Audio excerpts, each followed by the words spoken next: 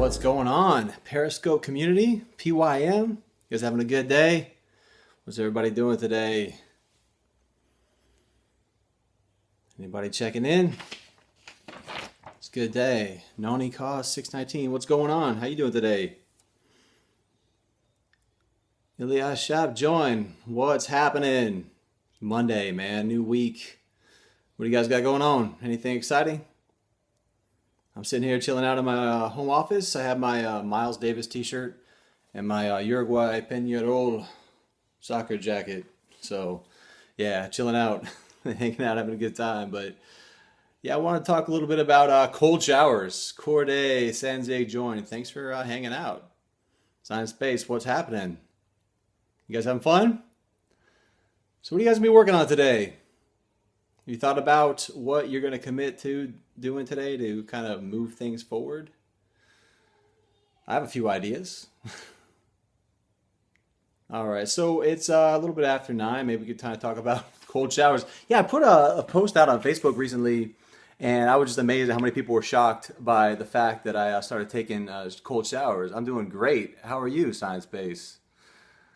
I'm feeling good this morning. I had some good sleep over the weekend. I've been really working hard on this presentation I was doing for the USF College of Pharmacy. I spoke for about 90 minutes on productivity and effectiveness and all kinds of stuff to a bunch of students, which was just a new crowd for me. I'm used to speaking in front of businesses and stuff, but students, I didn't really know what to expect. What's up, Paul? 1612. So yeah, I was really pushing hard last week to get that done. I felt like everything was kind of rushed and it's just like a little bit of a sidebar before we get on the cold shower thing. When I was doing this presentation for USF, like I'm a firm believer in Parkinsons Law, right? Like if you give yourself a whole bunch of time to work on something, then you will automatically fill that time. So for me, I was kind of experimenting a little bit. It was not like a procrastination thing per se. There was probably a bit of that, but I honestly tested giving myself some, yeah, what's up? Wow. I was testing myself, giving myself like a little bit extra time, right? Testing, giving myself less time to prepare this presentation. So I really started preparing it on Monday and I gave it on Saturday. For me, that like a presentation from scratch for 90 minutes was really a lot of pressure and stress, but it forced me to get laser focused and I got it done and it went really well. But like my wife said, dude, this is just too much stress for you. Like it's emotionally wrecking you. So you got to give yourself a little bit more time than just a week to do something like this. So if I do it again, like I thought it was cool that I was able to get it done and not waste a lot of time. But man, like if I would have got maybe 2 weeks in advance and had a similar mindset, then it probably would have went a whole heck of a lot better. So that's kind of my thoughts on Parkinson's Law and cramming things into the last minute. So sometimes there is a little bit of advantage to procrastination if you can emotionally handle it. And I'm not sure if I'm the type of person that can emotionally handle it. So today, yeah, let's talk about cold showers. I put that out there. I'm like, well, I think I put it out there because I actually convinced my 5-year-old son, actually he's 6 now, to take a cold shower. I don't know why we were talking about it, but he's like, yeah, the water's too cold. And I'm like, dude, just get in there. You can do it. Like, don't be afraid. Just get in there. So we did it, and I was really proud of him. And I put it on Facebook. I'm like, yeah, my son's following my lead and taking the cold showers. And everyone's like, what are you talking about, weirdo? Why you take cold showers? And there's 3 reasons, all right? Nothing really interesting. Now is already 12 o'clock, evening, bored, stressed, preparing for... Yeah, well, Chinese exam. Oh, sweet. You're learning Chinese? That's awesome. How's it going?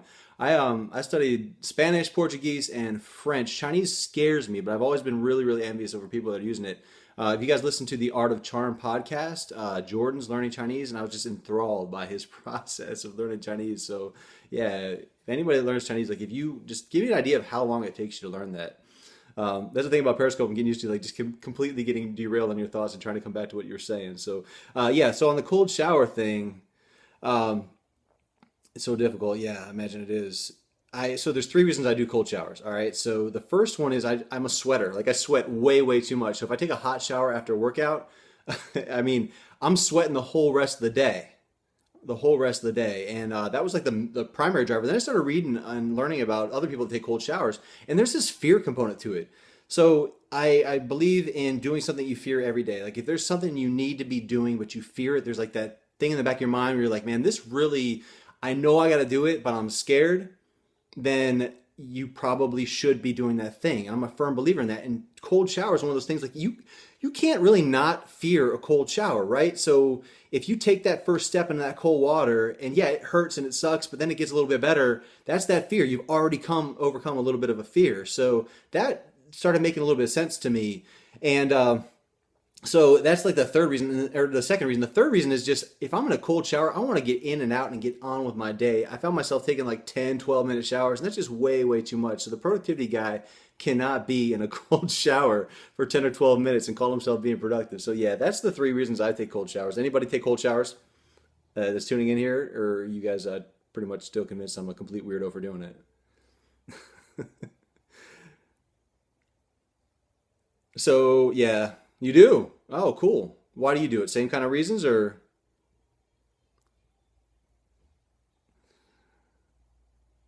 yeah, the thing about fear, and it really has kind of catapulted my, not catapulted, but just accelerated my disregard for fear so much. You know, I not like I don't fear things or whatever. Yeah, you fear things all the time, but just giving the courage to go ahead and step up and do them.